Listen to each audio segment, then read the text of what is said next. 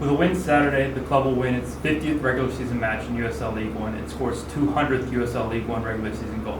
What do milestones like this mean to you as a coach, as well as to the club? I did not know that. Thank you for sharing. Yeah, look, there's all sorts of milestones that have come along the way, and each one is as important as the other. And you hope to reach more and more milestones as you go along. You know, having their first USL2 team and the trials and tribulations there, and USLW leading the way in terms of national championship and what all emerged in 2022. So the more milestones, the better. That was, now that you've fed me that piece of information, is something I can, if that might not inspire everybody in the team, but it inspires a couple of guys, then great. And then I think there's always that part of you that has a very clear understanding of, well, thanks to all the guys that came before. This group get to do it, but there's, we're standing on the shoulders of some really cool young professionals who've helped us arrive in this place in a kind of fun, vibrant organisation that we have. So it's good. More history to be made, and as long as it's positive, brilliant. You talked about Austin Wenner during the last press conference, and he netted his second career goal in his first professional start. Can you talk about what you saw from him during the match on Sunday?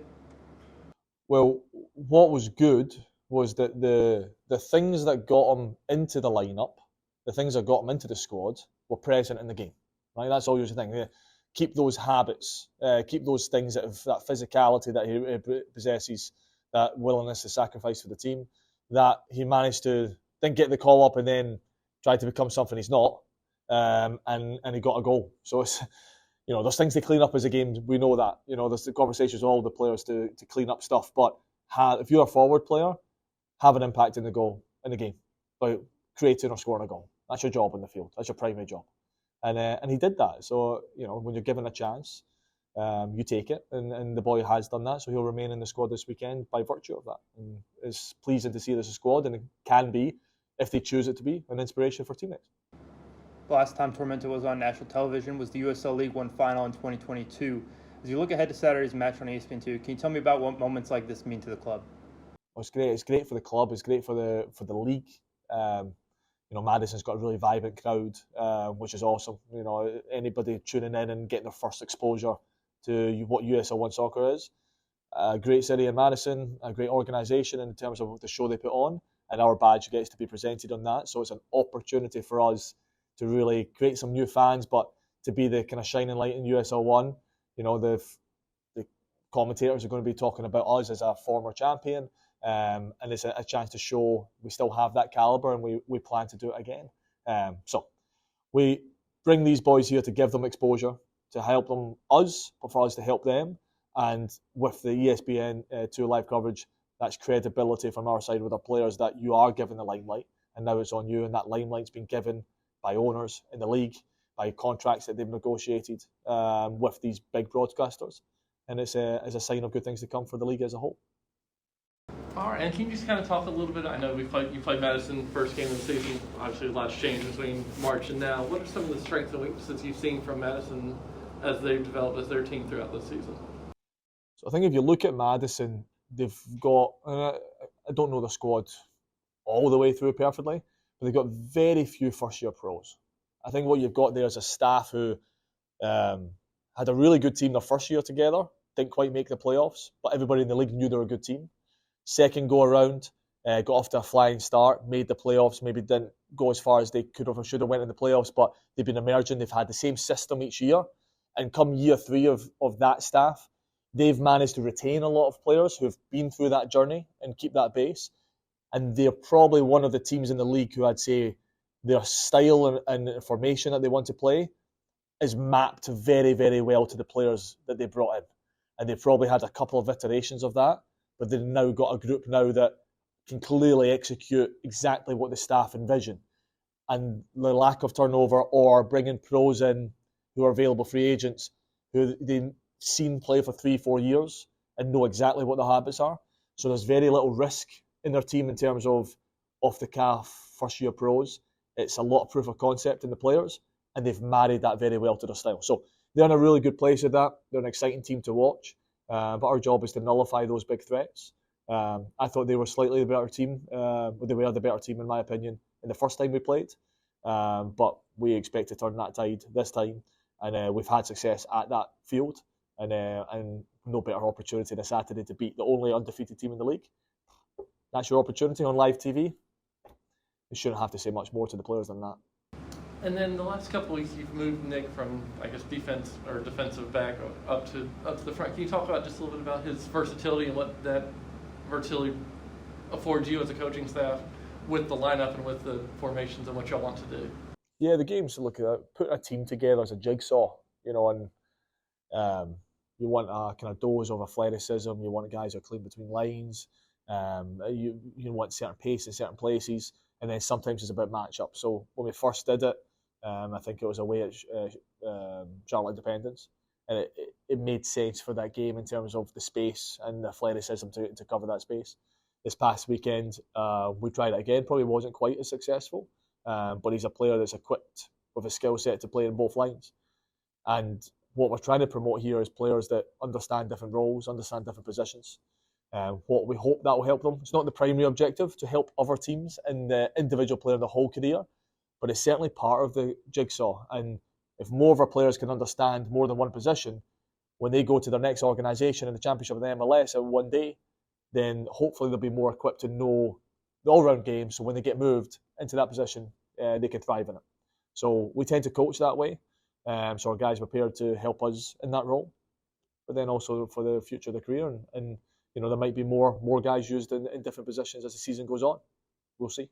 And how does that flexibility allow you to kind of mix and match in that, putting together that jigsaw puzzle for each week? How does that? Well, you want more flexibility. This hasn't been for mass injury crisis, but if an injury crisis hits, you need somebody's going to have to plug in, so they have some muscle memory, neural memory of doing that. Then it's good, gives us more choices.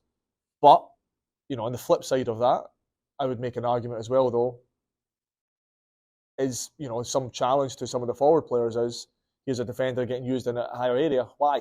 Well, we need some of our forwards, and we speak to them about it. So there's no use hiding it from here.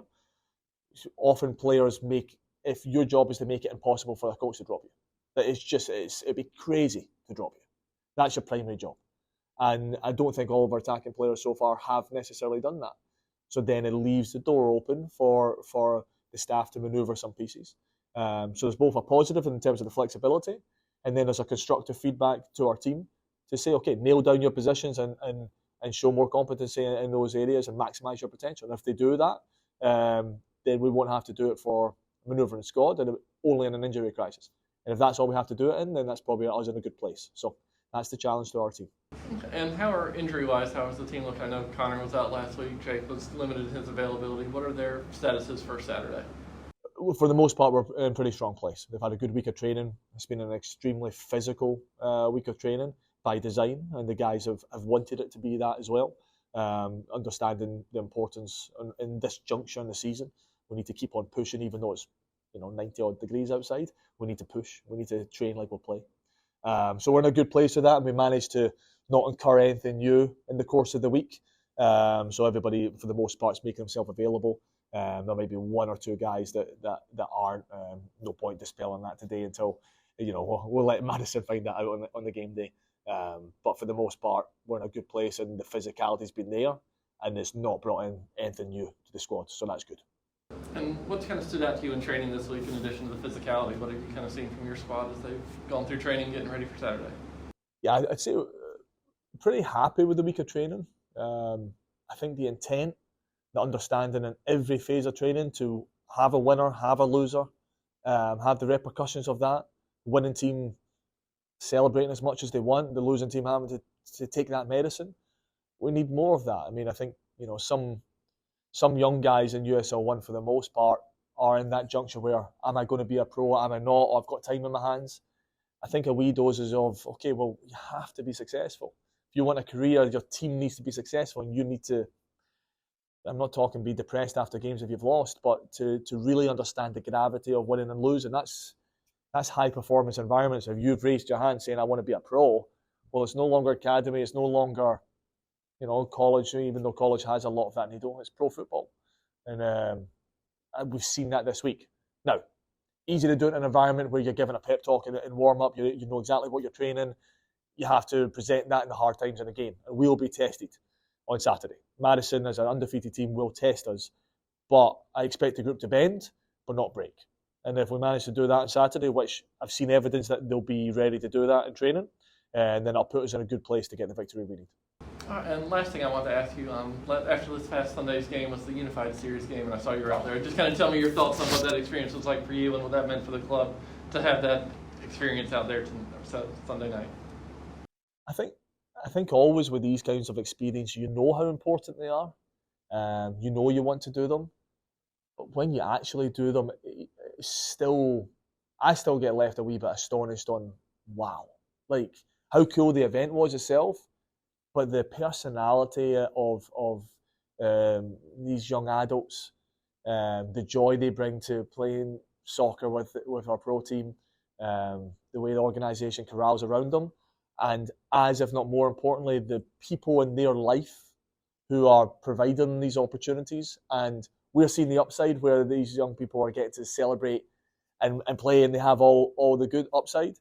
But there's really hard times in a lot of these young people's lives, and the adults and the guardians that are around them in those hard times and keep on presenting and providing them opportunities to kind of flourish, and those really unsung heroes. Easy for us to come in and give them a showcase on one night and give them the full experience, and we did that. The organisation stepped up, and it was pretty cool. But it does, remind you of the amount of work people go in for their family or for people in their extended family, and it's really, really neat, and a massive, tip of the hat to the people in these young people's lives, and the attitude they have towards it is incredible, and it's amazing to see, and it's inspirational, no doubt about it.